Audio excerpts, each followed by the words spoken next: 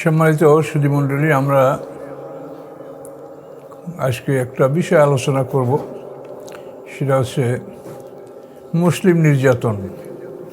এখনও সারা বিশ্বে আমরা বিভিন্ন অঞ্চলে মুসলমানদের উপরে নির্যাতন, শাস্তি, তাদেরকে শরীয়তের বিধান পালন করতে বাধা দেওয়া, এগুলো পৃথিবীতে এখনও অহরহ হচ্ছে।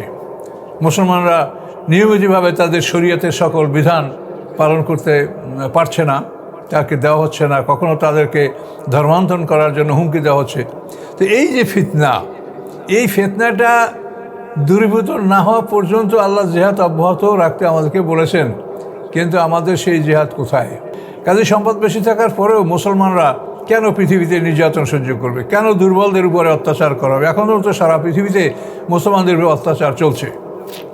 কাজে এই জন্য আমরা মুসলমানরাই দায়ী যে আমাদেরকে আল্লাহ সম্পদ দিয়েছে, আমরা সেই সম্পদের সদ্ব্যবহার করছি না। আমাদের চিন্তা গবেষণা নাই, গবেষণামূলক শিক্ষা নাই। আমাদের শিক্ষা হলো ইখতিলাফ, মানে কার বিরুদ্ধে কে কথা বলবে, এইটি হলো আমাদের শিক্ষার মূল বিষয়বস্তু। কে কার বিরুদ্ধে ফতুয়া দিবে, কে হালাল কে হারাম, কে জায়েজ কে না জায়েজ, এগুলো নিয়ে আমরা সময় আমাদের পার করছি। আর ফজিলত, এই কোন মাসে কি আমল করলে ফজিলতে আপনার একেবারে মানে সব গুনাহ মাফ হয়ে যাবে। এই অমুক সময় রোজা রাখেন, অমুক সময় ইবাদত করেন, অমুক সময় দোয়া পড়েন, আপনার জীবনের গুনাহ মাফ হবে, 40 বছরের গুনাহ, লাখ বছরের পাপ সব মাফ হয়ে যাবে। এইসব আমরা শিখছি। আল্লাহ তাআলা হাশরের ময়দানে এগুলি তিলে তিলে হিসেব আমাদের থেকে নেবেন। তিলে তিলে হিসাব নেবেন যে তোমাদেরকে আমি এত নেয়ামত দিছি, এটা কি শুধু তোমরা ওই রাজতন্ত্র করার জন্য আর নারী ভোগ করার জন্য আর পৃথিবীর সুখ স্বচ্ছন্দ ভোগ করার জন্য দিয়েছি, না এটার দ্বারা তোমাদেরকে আমি অন্য কোনো কাজও করতে বলেছি? কিন্তু আমরা সমাজে অপরাধকে চাপা দেওয়ার জন্য, রাজতন্ত্রকে টিকিয়ে রাখার জন্য আমরা অন্যায়ের পিছনে আলেমরা কথাবার্তা বলছি। পৃথিবীতে এই মুসলমানদের পতনের সূচনা হচ্ছে যখন মুসলমানদের খেলাফত ধ্বংস হয়ে রাজতন্ত্রে চলে আসে। তখন এই রাজতন্ত্রের কারণেই আজকে পৃথিবীতে মুসলমানদের এই অপমান এবং ধ্বংস। তার কারণ, আসসালামু আলাইকুম সম্মানিত সুধীমণ্ডলী, আমরা আজকে একটা বিষয় আলোচনা করব, সেটা হচ্ছে মুসলিম নির্যাতন। তো এই মুসলিম নির্যাতনের ইতিহাস এটা নতুন কিছু নয়, এটা পৃথিবীর প্রাচীনকাল থেকে এটা চলে আসছে। তো কোরআন থেকে আমরা একটা বিশেষ ঘটনা উল্লেখ করব। কোরআন পাকে 92 নম্বর আয়াত, সূরা নিসা।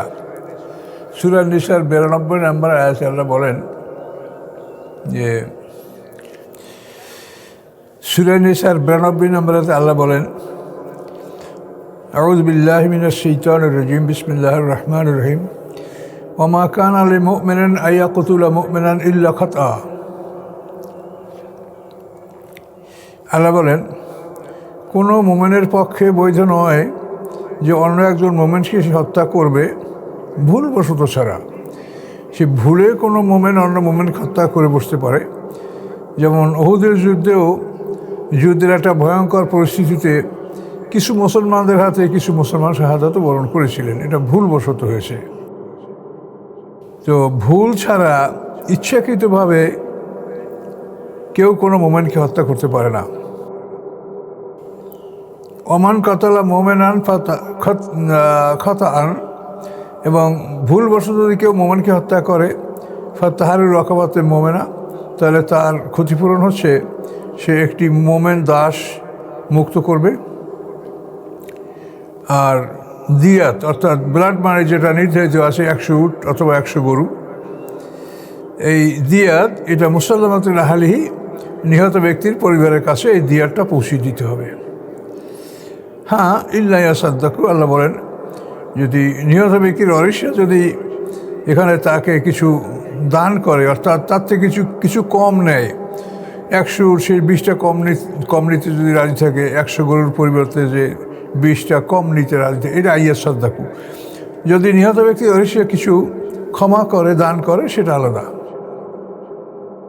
তো এখন এই ঘটনার শানে নজুলটা কি, আমরা এটার থেকেই আমরা মুসলিম নির্যাতন আমরা জানতে পারব। ঘটনা হচ্ছে যে ইসলাম আল্লাহ রসুলের পরে নবুয়ত আসার পরে তিনি আল্লাহর রিসালাত লাভ করার পরে 3 বছর গোপনে ইসলামের দাওয়াত দেওয়া হচ্ছিল।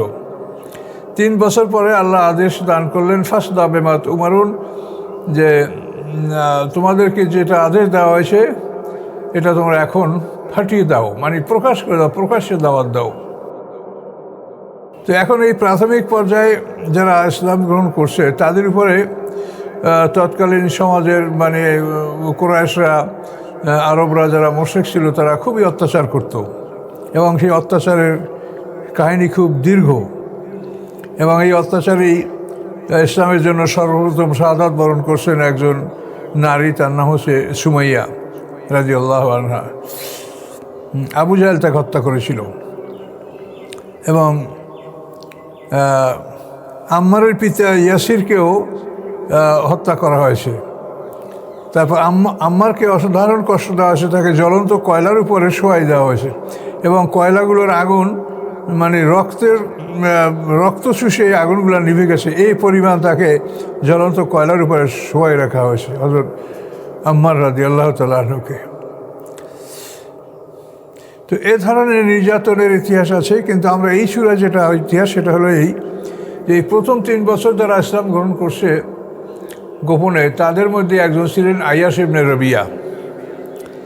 এই আইয়াস ইবনে রবিয়া ইনি হলেন এক সম্ভ্রান্ত পরিবারের লোক। এটা হলো মানে আবু জাহেল এর মানে বই পিতৃ ভাই, মানে মা এক পিতা আলাদা।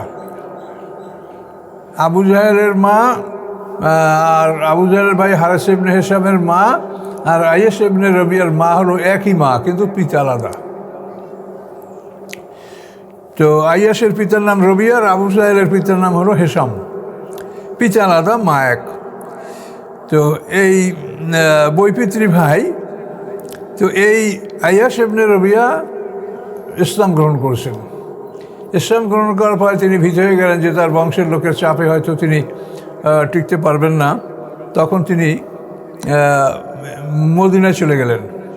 মদিনায় গোপনে চলে গিয়ে সেখানে একটা দুর্গে তিনি আশ্রয় নিলেন, এবং সেখানে তিনি সময় পার করতে লাগলেন। ইতিমধ্যে এই আইয়াস ইবনে রবিয়ার মা, আবু জাহেলেরও মা, তার ভাই হারেস ইবনে হিশামেরও মা, এই মা তার 2 ছেলে আবু জাহেল এবং হারিস, আবু জাহেল ইবনে হিশাম, হারেস ইবনে হিশাম, 2 ছেলেকে বলল যে তোরা আইয়াসকে আমার কাছে এনে দিবি, যদি না দিতে পারো তাহলে আমি ছায়ায় যাব না, মাথা আশ্রাবো না, আমি খাদ্য পানি গ্রহণ করব না, এভাবে আমি মরে যাব। তোরা আমার আইয়াসকে আমার কাছে নিয়ে আয়, যে তার থেকে কোথায় গেছে তোরা খোঁজ কর। তখন ওই আবু জাহেল আর হারিস এরা 2 ভাই মায়ের অনুরোধে ইয়াসরিবে তাকে অনুসন্ধান করবে, এই জন্য তারা রওনা করলো। তো চলার পথে তাদের সাথে আরও একজন সঙ্গী হলো, তার নাম হারেস ইবনে যায়েদ। তাহলে 2 হারেস আর আবু জাহেল 3 জন। এই হারেস ইবনে যায়েদ তাদের সাথে হলো, সে বললো যে আমিও তোমাদের সাথে যাব। তো এরা ইয়াসরিব শহরে গিয়া একটা দুর্গে তাকে পেলো, আইয়াস ইবনে রবিয়াকে পেলো। পাওয়ার পরে তাকে বুঝাই বললো যে দেখো, তোমার মা আমাদের মা একই মা, কিন্তু মা বলেছে যে তুমি যদি তার কাছে না যাও তাহলে সে এভাবে অনাহারে মরে যাবে, রৌদ্রে থাকবে, ছায়ায় যাবে না এবং খাদ্য পানি গ্রহণ করবে না, সে মারা যাবে। কাজে তুমি ভেবে দেখো, তুমি কি তোমার মাকে হত্যা করবে? আর আমরা তোমাকে আল্লাহর নামে শপথ করে বলছি যে তোমার দিনের ব্যাপারে আমরা তোমাকে কোনো বাধা দেব না। তুমি যে দিন গ্রহণ করেছো সেটা তোমার ব্যাপার, সেখানে আমরা তোমার উপরে কোনো হস্তক্ষেপ করব না। আমরা আল্লাহর কসম করে বলছি তুমি আমাদের সাথে চলো, শুধু তোমার মাকে বাঁচাও। তো এখন আল্লাহর কসম করে একটা লোক কথা বললে সেটা মানুষ বিশ্বাস করে, তো সে রাজি হয়ে গেল। আইয়াস ইবনে রবিয়া তাদের সাথে মক্কায় যাবে রাজি হলো, রওনা করে আসলো। কিন্তু আসার পরে প্রতিমধ্যেই তারা 3 জন মিলে আইয়াস ইবনে রবিয়াকে শক্তভাবে বাঁধলো। বাঁধার পরে তারা প্রত্যেকে 100 করে পিটান দিল, 3 জনের 300 পিটান। এই আধামারা করে এইভাবে বাঁধা অবস্থায় তারা মক্কাটাকে নিয়ে মায়ের সামনে ফেলে দিল রৌদ্রের মধ্যে, যে এই তোমার ছেলে। তখন তার মা বলল যে বেটা তুই যদি মুহাম্মদ সাল্লাল্লাহু আলাইহি ওয়াসাল্লামের দিন ত্যাগ না করিস তো এভাবেই তোর মৃত্যু হবে। তখন আইয়াস ইবনে রবিয়া দেখে যে আমার মৃত্যু ছাড়া সামনে আর কিছু নাই, তখন তিনি বলেন, না মা, আমি তোমাদের দিনে ফিরে আসলাম, আমি মুহাম্মদ সাল্লামের দিন ত্যাগ করেছি। এটা পরে তাকে খুলে দেওয়া হলো। কিন্তু তাকে যখন খুলে দেওয়া হলো এবং সে যখন বলল যে মা, আমি মুহাম্মদ সাল্লামের দিন ত্যাগ করেছি, তখন ওই যে হারেস ইবনে যায়েদ, তৃতীয় হারেস, এই হারেস তখন বলল যে আইয়াস তুমি কি করলে? তুমি ভেবে দেখো, তুমি যদি সত্যের উপরে ছিলে, এটা মনে করো যে তুমি মুহাম্মদ সাল্লামের দিন গ্রহণ করে সত্যের উপরে ছিলে, তাহলে তুমি তো সত্য ত্যাগ করলে। আর যদি তুমি ভুলের উপরে ছিলে, তাহলে তুমি মনে করো তুমি ভুলের উপরেই ছিলে। তো এই কথা শোনার পরে আইয়াস ইবনে রবিয়া মনে মনে শপথ করেন যে তুই আমাকে 100 পিটন দিয়েছো, তারপর আমাকে আঘাত দিচ্ছ কথা দিয়া, তো আমি যদি সুযোগ পাই তোকে আমি হত্যা করব। এটা মনে মনে তিনি শপথ করেছিলেন। তো এই অবস্থা যখন আস্তে আস্তে উন্নতি হতে লাগলো এবং এরপরে শেষ একটা পর্যায়ে আল্লাহ রসুল ইয়াসরিবে হিজরত করলেন এবং সাহাবীরাও হিজরত করলেন। এই সময় আইয়াস ইবনে রবিয়াও ইসলাম গ্রহণ করলেন, আবার তিনি মদিনায় হিজরত করলেন। তিনি মদিনায় বসবাস করছেন। এর মধ্যে একটা ঘটনা ঘটল যে ওই যে হারেস ইবনে যায়েদ, যে তৃতীয় ব্যক্তি, এই হারেস ইবনে যায়েদ ইসলাম গ্রহণ করে মদিনায় হিজরত করছে, কিন্তু আইয়াস ইবনে রবিয়া জানে না যে সে ইসলাম গ্রহণ করেছে। আইয়াস ইবনে রবিয়া কোবা গ্রামে ছিল, সেই কোবায়, সেখানে সে এই হারিস ইবনে যায়েদকে দেখতে পাইল এবং দেখেই তার উপরে ঝাঁপিয়ে পড়ে তাকে হত্যা করে ফেলল। হত্যা করার পরে লোকেরা বলে যে আইয়াস তুমি কী করলে? এ তো মুসলমান, এ তো ইসলাম গ্রহণ করে আসছে। তা আইয়াস বলে আমি তো জানি না, আমার তো জীবনে একটা বিশেষ ঘটনা আছে। আইয়াস ইবনে রবি আল্লাহ রসুলের কাছে হাজির হলে, জিয়া রসুল্লাহ, আমার জীবনের এই ঘটনা তো আপনি জানেন, তো ওই হারেসকে আমি দেখতে পেয়ে তাকে হত্যা করেছি, তে যে সে যে ইসলাম গ্রহণ করছে এটা আমার জানা ছিল না। তো এই ভুলবশত হত্যার জন্য আল্লাহ তাআলা বিধান নাযিল করেন যে কোনো মোমেন্টকে ভুলবশত ছাড়া হত্যা করতে পারে না। যদি ভুলবশত হত্যা করে তাহলে তার ক্ষতিপূরণ হচ্ছে সে একটা মুসলিম দাস মুক্ত করবে এবং রক্তের মূল্য তার আত্মীয়স্বজনদের কাছে, ওয়ারিসদের কাছে হস্তান্তর করবে। আরও সামনে অনেক কথা আছে। তো এই যে মুসলিম নির্যাতন, তো এই মুসলিম নির্যাতনের জন্য আল্লাহ তাআলা মুসলমানদেরকে যে আদেশ দিয়েছে সেটা হলো হিজরতের 6 মাস পরে আল্লাহ তাআলা জিহাদের অনুমতি দিয়েছেন। উযানা লিল্লাযিনা ইউকাতালুনা বিআন্নাহুম যুলিমু, যে যাদের বিরুদ্ধে লড়াই করা হচ্ছে, তাদের উপর অত্যাচার করা হচ্ছে, তারা অত্যাচারিত, কাজেই তাদেরকেও যুদ্ধ করার জন্য অনুমতি দেওয়া হলো। এরপরে হিজরতের 18 মাস পরে বদরের যুদ্ধ হলো, সেই সময় আল্লাহ তাআলা জিহাদকে ফরজ করলেন। এই জিহাদ ইসলামের একটা ফরজ বিষয়। তো এই জিহাদ ফি সাবিলিল্লাহ, তো এটার উদ্দেশ্য কি, এটার ব্যাপারে আমরা অনেক কথাই বলেছি, সংক্ষেপে বলছি। এটার উদ্দেশ্য হলো আল্লাহ কোরআনে স্পষ্ট বলে দিয়েছেন, ওয়াকাতিলহুম হাত্তা লা তাকুনা ফিতনা ওয়া ইয়াকুনা দ্বীনু লিল্লাহ। এটা হলো বাকারায় এই আয়াত। আল্লাহ বলছেন যে তোমরা তাদের বিরুদ্ধে লড়াই করো ফিতনা না থাকা পর্যন্ত।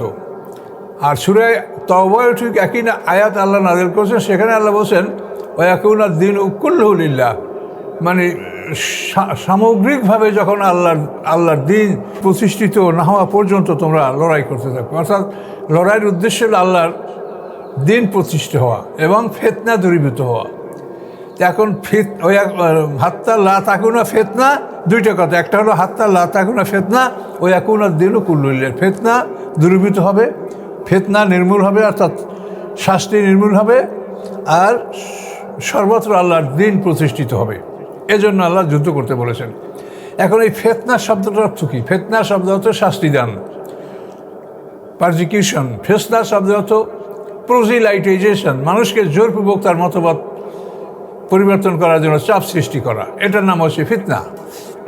তো এখন এই ফিতনা না থাকা বলে সে মুসলমান হবে না, সেটা তার ব্যাপার। লা ইকরাহা ফিদ্দিন, ধর্ম গ্রহণ করার ব্যাপারে, ইসলাম গ্রহণ করার ব্যাপারে কার উপরে কোনো জবরদস্তি নেই, এটা আল্লাহ পরিষ্কার বলে দিয়েছেন, একাধিক আয়াতে কোরআনে বলেছেন। আফান্তা তুকরুন্নাস আত্মা ইয়াকুনু মুমিনিন, সূরা ইউনূসের মধ্যে আয়াত আছে। আল্লাহ রাসূলকে বলছেন যে মানুষরা মুমিন না হওয়া পর্যন্ত আপনি কি তাদের উপরে জুলুম করবেন? অর্থাৎ করবেন না। মুসলমান হওয়ার জন্য, মুমিন হওয়ার জন্য কারোর উপরে আপনি জবরদস্তি আপনি করবেন না। এটা স্বাধীনভাবে ইচ্ছা করলে সে গ্রহণ করবে না, হয় না। কিন্তু মুসলমানদেরকে শাস্তি দেওয়ার অবস্থাটা যেন না থাকে। জিহাদের মাধ্যমে এরকম একটা সমাজ ব্যবস্থা, এমন একটা অবস্থা পৃথিবীতে সৃষ্টি করতে হবে যে কেউ যেন মুসলমানদেরকে শাস্তি দিতে সাহস না পায়। হাত্তা লা তাকুনা ফিতনা, এই ফিতনা শব্দের অর্থ এটা। তো এই ফিতনা দেখেন এখনও পর্যন্ত আল্লাহ রসুল থেকে আজ পর্যন্ত পৃথিবীতে এই ফিতনাটা কিন্তু কম বেশি ছিল, কিন্তু আল্লাহ তাআলা এই ফিতনা দূর করার জন্য আমাদের উপর জিহাদ ফরজ করেছেন। তো এই ফিতনা বা শাস্তি বা পারজিকিউশনে যে মুসলমানদেরকে শাস্তি দেওয়া হয়, এখনও সারা বিশ্বে আমরা বিভিন্ন অঞ্চলে মুসলমানদের উপরে নির্যাতন, শাস্তি, তাদেরকে শরীয়তের বিধান পালন করতে বাধা দেওয়া, এগুলো পৃথিবীতে এখনও অহরহ হচ্ছে। মুসলমানরা নিয়মিতভাবে তাদের শরীয়তের সকল বিধান পালন করতে পারছে না, তাকে দেওয়া হচ্ছে না, কখনো তাদেরকে ধর্মান্তরণ করার জন্য হুমকি দেওয়া হচ্ছে। তো এই যে ফিতনা, এই ফিতনাটা দূরীভূত না হওয়া পর্যন্ত আল্লাহ জিহাদ অব্যাহত রাখতে আমাদেরকে বলেছেন, কিন্তু আমাদের সেই জিহাদ কোথায়? এবং এই জন্য আল্লাহ তাআলা কোরআনে সব কিছু বলেছেন, ও আইদুল্লাহ মাস্তাতাউতুম মিন কুওয়া, তোমরা তাদের জন্য তোমাদের সাধ্য অনুযায়ী শক্তি সঞ্চয় করো। তুরহিবুনা বি আদুওয়াল্লাহি আদুওয়াকুম, এই শক্তির মাধ্যমে তোমরা আল্লাহর দুশমনকে ভয় দেখাবে, হ্যাঁ, আর তোমাদের দুশমন তাদেরকে ভয়। আল্লাহর দুশমন আর আমাদের দুশমন একই দুশমন। এই দুশমনদেরকে ভয় দেখানোর জন্য শক্তি সঞ্চয় করতে আল্লাহ বলেছেন। তো এইভাবে আল্লাহ তাআলা যে কথাগুলো আমাদেরকে বলেছেন, সেই কথাগুলো আমরা মানছি না। যা না মানার কারণে আজকে মুসলমানদের শক্তি থাকা সত্ত্বেও সেই শক্তির তারা ব্যবহার করতে পারছে না। পৃথিবীর শক্তির উৎস হলো তেল। তো আল্লাহ তাআলা সমস্ত মুসলমান রাষ্ট্রে এই তেল আল্লাহ তাআলা দান করেছেন। দেখেন আপনি পৃথিবীর যত তেলের ভান্ডার, এই তেলের ভান্ডারগুলো কিন্তু মুসলিম দেশের মধ্যেই, বাইরেও আছে। সবাই তো আল্লাহর বান্দা, আল্লাহ তো সবাইকেই লালন পালন করে, কিন্তু বিশেষ করে মুসলিমদের মধ্যে আল্লাহ তাআলা এই সম্পদ দান করেছেন, যাতে মুসলমানরা বলতে না পারে যে আমরা কিভাবে শত্রুর বিরুদ্ধে শক্তি সঞ্চয় করব, এটা যেন মুসলমানরা না বলতে পারে। আল্লাহ তাআলা এই জন্য দেখেন মুসলমানদের কাছে এই তেল সম্পদ, পৃথিবীর সম্পদ, তেল, স্বর্ণ, অন্যান্য খনিজ সম্পদ, যেটা যে অ্যাসেসমেন্ট, তাতে দেখা গেছে যে মুসলমানরা পৃথিবীর জনসংখ্যা 4/1, কিন্তু তাদের কাছে সম্পদ আছে 3/1। তো জনসংখ্যায় তারা 4/1, কিন্তু সম্পদ আছে 3/1। তাহলে মুসলমানদের কাছে সম্পদ বেশি আছে।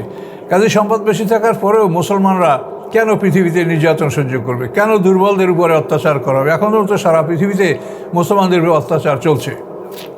কাজে এই জন্য আমরা মুসলমানরাই দায়ী যে আমাদেরকে আল্লাহ সম্পদ দিয়েছে, আমরা সেই সম্পদের সদ্ব্যবহার করছি না। আমাদের চিন্তা গবেষণা নাই, গবেষণামূলক শিক্ষা নাই। আমাদের শিক্ষা হলো ইখতিলাফ, মানে কার বিরুদ্ধে কে কথা বলবে, এইটি হলো আমাদের শিক্ষার মূল বিষয়বস্তু। কে কার বিরুদ্ধে ফতুয়া দিবে, কে হালাল কে হারাম, কে জায়েজ কে না জায়েজ, হ্যাঁ, এগুলো নিয়ে আমরা সময় আমাদের পার করছি। আর ফজিলত, এই কোন মাসে কি আমল করলে ফজিলতে আপনারা একেবারে মানে সব গুনাহ মাফ হয়ে যাবে। হ্যাঁ, এই অমুক সময় রোজা রাখেন, অমুক সময় ইবাদত করেন, অমুক সময় দোয়া পড়েন, আপনার জীবনের গুনাহ মাফ হবে। 40 বছরের গুনাহ, 1,00,000 বছরের পাপ সব মাফ হয়ে যাবে। এইসব আমরা শিখছি। কিন্তু প্রযুক্তি এবং জ্ঞান বিজ্ঞান যার ফলে আমরা আল্লাহর দেওয়া নেয়ামতের সদ্ব্যবহার করতে পারবো, সেই শিক্ষা মুসলমানদের মধ্যে খুবই কম। তো এগুলির পিছনেও বিদের ষড়যন্ত্র রয়েছে। আর আমরা মুসলমানরা ইহুদি খ্রিস্টান, যাদেরকে আল্লাহ উল্লেখ করে দিয়েছেন যে লা তাত্তাখিযুল ইয়াহুদা ওয়ান নাসারা আউলিয়া, ইহুদি খ্রিস্টানদেরকে তোমরা বন্ধু হিসেবে গ্রহণ করবে না। ওয়া মান ইয়াতাওয়াল্লাহু মিনকুম ফাউলাইকা মিনহুম, তোমাদের মধ্যে হচ্ছে যারা তাদেরকে বন্ধু হিসেবে গ্রহণ করবে তারা তাদের মধ্যেই গণ্য। এটা পরিষ্কার আয়াত আল্লাহ বলেছেন। তারপর আমরা ওই ইহুদি খ্রিস্টানদের সাথে বন্ধুত্ব। পৃথিবীতে মুসলমানরা নির্যাতিত হচ্ছে, সেখানে আমরা কোনো প্রতিবাদ করতে পারছি না, অথচ আমাদেরকে আল্লাহ সব কিছু দিয়েছেন। এবং আল্লাহ তাআলা হাশরের ময়দানে এগুলি তিলে তিলে হিসেবে আমাদের থেকে নেবেন। তিলে তিলে হিসাব নেবেন যে তোমাদেরকে আমি এত নেয়ামত দিছি, এটা কি শুধু তোমরা ওই রাজতন্ত্র করার জন্য আর নারী ভোগ করার জন্য আর পৃথিবীর সুখ স্বচ্ছন্দ ভোগ করার জন্য দিয়েছি, না এটার দ্বারা তোমাদেরকে আমি অন্য কোনো কাজও করতে বলেছি? ভোগবিলাস নিষেধ নয়, ভালো খাওয়া ভালো পড়া সেটা আল্লাহ বলে দিয়েছেন। কুল মান হাররামা জিনাত আল্লাহ আল্লাতি আখরাজাল ইবাদি আত-তাইয়্যিবাতি মিনার রিজক। সুন্দর লেবাস পোশাক, সুন্দর খাদ্য কে হারাম করেছে? এটা তো বৈধ। আপনি ভালো খান, ভালো পড়েন, এটা নিষেধ না, কিন্তু সম্পদের পুরো হক আপনাকে আদায় করতে হবে। আজকে কেন তামাম পৃথিবীতে মুসলমানদেরকে আল্লাহ তাআলা এত ধন সম্পদ দিয়েছেন, এত উৎস দিয়েছেন, কিন্তু তারপরও মুসলমানরা পৃথিবীতে নির্যাতিত হচ্ছে। সারা পৃথিবীতে নজর করে দেখেন মুসলমানরা নির্যাতিত হচ্ছে। এই জন্য আল্লাহ তাআলা আমাদেরকে জিজ্ঞাসাবাদ করবেন। 50,000 বছর সমান দিনে বিচার হবে, এটা এমনি না। প্রত্যেকটি বিষয়ে পুঙ্খানুপুঙ্খানুরূপে আল্লাহ তাআলা আমাদের থেকে হিসাব নেবেন এবং বিচার করবেন। এই জন্য মুসলমানদের সতর্ক হওয়া উচিত যে মুসলমানরা তাদেরকে যে আল্লাহ তাআলা যে নেয়ামতগুলি দান করছে, সেই নেয়ামতের হক তারা আদায় করছে না। তার দ্বারা তারা নিজেরা শক্তি সঞ্চয় করছে না। আল্লাহ বলছেন যে সাধ্য অনুযায়ী তোমরা শক্তি সঞ্চয় করো। তো এই জন্য এই বিষয়টা খুব বিরাট বিষয়, ব্যাপক বিষয়। তো আপনারা এই যে মুসলিম নির্যাতন, এটার জন্য কিন্তু যারা ক্ষমতাসীন, যারা তেলের মালিক, যারা স্বর্ণের মালিক, যারা পৃথিবীর অধিকাংশ সম্পদের মালিক, তারা মনে করছেন যে আমরা খুব আরামে আছি, পৃথিবীতে কি হয় আমাদের দেখার দরকার নাই। কিন্তু এটার জন্য আপনি কিন্তু সম্পূর্ণ হিসাবের সম্মুখীন হবেন। তো এই সূরার মধ্যেই আল্লাহ তাআলা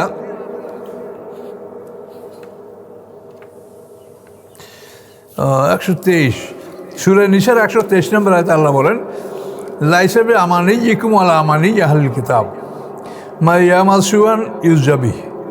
আল্লাহ বলেন যে হে মুসলমানরা, তোমাদের খেয়াল খুশি, তোমাদের মনের কামনা এবং আহলে কিতাবদের মনের কামনা, এই কোনোটাই ফলপ্রসূ হবে না। তোমরা মনে করো যে আমরা মোমেন, আমরা ভালো, এই মানে মোমেন এবং আহলে কিতাবের তর্ক বিতর্ক হচ্ছে। এখন মোমেনরা বলে যে আমাদের নবী হলেন খাতামান নবিয়ুন, আমাদের কিতাব কিতাবের চেয়ে সর্বশ্রেষ্ঠ, আমাদের নবী শাফাতের অধিকারী। এভাবে আমাদের অনেক ফজিলত মর্যাদা উম্মত মুহাম্মদ, আমরা উম্মতে এমন উম্মত যে আমরা হাসর ময়দানের সাক্ষী হব। এই বিভিন্ন কারণে আমরা জয়যুক্ত হব এবং আমরা জান্নাতি। আবার আহলে কিতাবরা বলে যে আমাদের নবী তোমাদের নবীর আগের, আমরা তোমাদের আগে মুসলমান হয়েছি, আমাদের কিতাব তোমাদের কিতাবের পূর্বে, কাজে আমরা জান্নাতে যাব। এভাবে দুই পক্ষ তর্ক বিতর্ক করছে। মুসলমানরা বলছে যে আমরা জান্নাতি হব, কেন? আমরা তোমাদের কিতাবে ঈমান আনছি, আমাদের কিতাবের ঈমান আনছি, আর তোমরা শুধু তোমাদের কিতাব মানছো, আমাদের কিতাব মানছো না।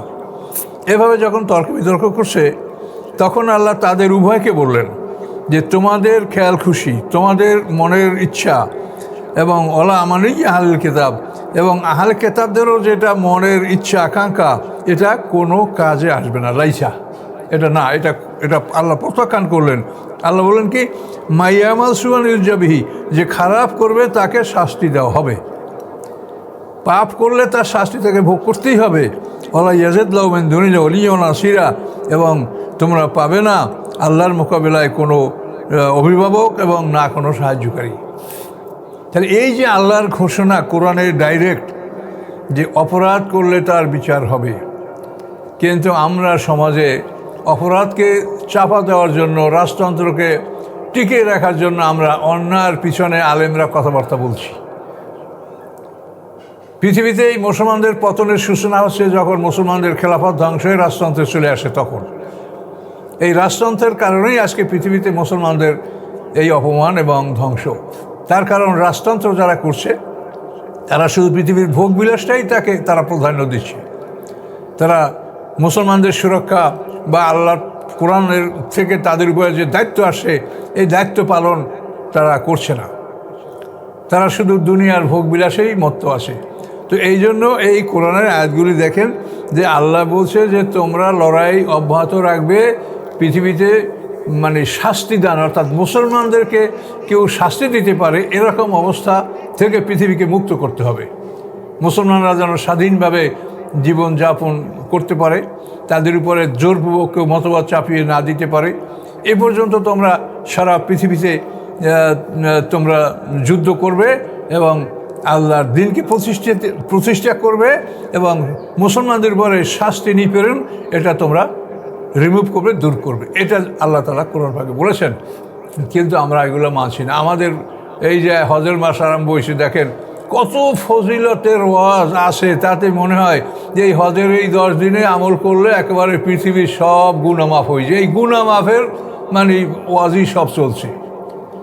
আপনার গুনাহ মাফ হবে, অবশ্যই গুনাহ মাফ হতে পারে, কিন্তু সেটাকে আমরা তো বাড়াবাড়ি করছেন। প্রত্যেকটা ন্যাক আমলই তো সব আসে। হজের মাসের পরে ইবাদত করলে কি সেটা কবুল হবে না? আপনার কাজে তো কেরামন কাতিবিন সবসময় কলম নিয়ে বসেই আছে। আপনি যখন ইবাদত করবেন, যখন ভালো কাজ করবেন, তখনই সেটা কবুল হবে। কিন্তু কোনো একটা সময়কে নির্ধারণ করে বলার ফলে মানুষের মনে করে যে এই সময় ইবাদত করার পরে আমি যদি বিশ্রামে যাই তাই কোনো সমস্যা নেই। তার কারণ এই সময় ইবাদত করিয়া তো আমি 40 বছর, 80 বছর, 100 বছরের গুনাহ আমার মাফ হয়েই গেছে, তা আমি হয়তো এতদিন নাও বাঁচতে পারি। একটা গল্প আছে, গল্প বলা তো ঠিক না। এক তাবলিগি ভাই বলছেন যে তাবলিগের উদ্দেশ্যে যদি কেউ আল্লাহর পথে এক কদম দেয় তার 40 বছর গুনাহ মাফ হয়ে যাবে। একটা লোক শুনে বলবে হায় রে হায়, এটা বিরাট ব্যাপার। তখন উনি সফরের প্রস্তুতি নিয়ে এক কদম দিয়েছে, দেওয়ার পরে এখন আর দ্বিতীয় কদম দিবে না। বলে কেন? যে এক কদমেই তো 40 বছর গুনাহ মাফ হয়ে যাবে, তার দ্বিতীয় কদম আমার তো লাগবে না, আমি সামনে আর 40 বছর বাঁচার আমি আশা করি না, কাজে এই জন্য আমি দ্বিতীয় কদম আর দেবো না। এই এক কদমই আমার 40 বছর গুনাহ মাফ হয়ে গেলে আমি খালাস। তো এখন আপনাদের অযথা এইগুলোই মানুষ বুঝে যে এই কয়দিন যদি কষ্ট করে রোজা রাখতে পারি, ইবাদত করতে পারি, তাহলে আমার সারা বছরের গুনাহ মাফ হয়ে যাবে, তাহলে আর তো আর সারা বছরের কোনো কাজ লাগবে না, এই কয়দিনই আপনি ইবাদত করলেই হবে। তো এগুলি শরীয়তে ফজিলত, বরকত সবই আসে, কিন্তু এগুলো এক্সাজারেশন হচ্ছে, সবটাই অতিরিক্ত বলা হচ্ছে, সীমা লঙ্ঘন এবং গুলু করা হচ্ছে, যেটা আল্লাহর ভাষায় বলছেন কুলি আলাল কিতাবিল্লাহ তাগলুফি দীনিকুম। হে রাসূল, আপনি বলুন যে আহলে কিতাব, হে কিতাবধারীগণ, তোমরা দিনের ব্যাপারে অতিরঞ্জিত করো না। কিন্তু প্রত্যেকটা ক্ষেত্রে অতিরঞ্জিত হচ্ছে, সব যে নাই সেটা আমি বলছি না, সব তো আছে, কিন্তু আপনারা অতিরঞ্জিত করছেন। মৌলিক বিষয়টা আজকে মুসলমানদের উপর নির্যাতন, এটা কি প্রশ্ন আপনাদেরকে হবে না, করা হবে না? আজকে আরাফাতের দিনে আপনারা এই ব্যাপারে মুসলিম বিশ্বের সমস্ত মুসলমানরা তো একত্রিত হবে, তাহলে সেখানে কি এই বিষয়টা উত্থাপিত হতে পারে না যে সারা বিশ্বের দুর্বল মুসলমানদেরকে কেন অত্যাচার করা হচ্ছে? তো কাজে এই জন্য আল্লাহর কোরআনে যেটা আছে সেইটা আপনারা দেখেন, আল্লাহর কোরআনে যেটা আছে সেই বিষয়গুলি স্পষ্ট করে মানুষকে বুঝতে দেন, এবং যারা পৃথিবীতে ধন সম্পদের মালিক, রাষ্ট্রের মালিক, ক্ষমতার মালিক, তারা বিশেষ করে এই বিষয়গুলি মনোযোগ দেন যে আল্লাহ কী বলেছে জান্নাতে যাওয়ার জন্য। পৃথিবীতে সোনার বাড়িঘর করেন, সোনার পালঙ্কে শোন, স্বর্ণের উপরে আপনাকে যতই 5 মণ স্বর্ণ দিয়ে আপনাকে মুড়িয়ে রাখা হলে এই স্বর্ণের কোনো মূল্য নাই। আপনি কবরে গেলে পরে, মৃত্যুর পরে এই স্বর্ণ আপনার কোনো কাজে আসবে না। কাজেই আপনারা আল্লাহ যা বলেছেন সেটা করেন। আমি কিছু বলছি না, আল্লাহ যা বলছে যে তোমরা পৃথিবীতে যুদ্ধ অব্যাহত রাখবে কতক্ষণ পর্যন্ত? হাত্তা লা তাকুনা ফিতনা ও ইয়াকুনা দ্বীনু কুল্লু। দুইটা জিনিস, একটা হলো মানে মুসলমানদের পারসিকিউশন বা প্রোজিলাইটাইজেশন, মুসলমানদেরকে জোরপূর্বক তাদেরকে ধর্মান্তর করার চেষ্টা করা, তাদেরকে শাস্তি দেওয়া, এবং সারা পৃথিবীতে আল্লাহর দ্বীন প্রতিষ্ঠা হওয়া। এই দুইটা কাজ তোমাদের সম্পন্ন না হওয়া পর্যন্ত তোমরা যুদ্ধ অব্যাহত রাখবে, এটা তো ফরজ। কাজে এই জন্য এইসব বিষয়গুলি লক্ষ্য রেখে আমি বলবো যে আপনারা উলামায়ে কেরাম তারাও মানুষকে উদ্বুদ্ধ করেন, এবং যারা জ্ঞানী তারাও মানুষকে এগুলো বলার চেষ্টা করেন যাতে মানুষ সঠিক দিনকে বুঝতে পারে। তো এই বলেই আমার বক্তব্য এখানে শেষ করছি। আসসালামু আলাইকুম ওয়া রাহমাতুল্লাহি ওয়া বারাকাতুহু।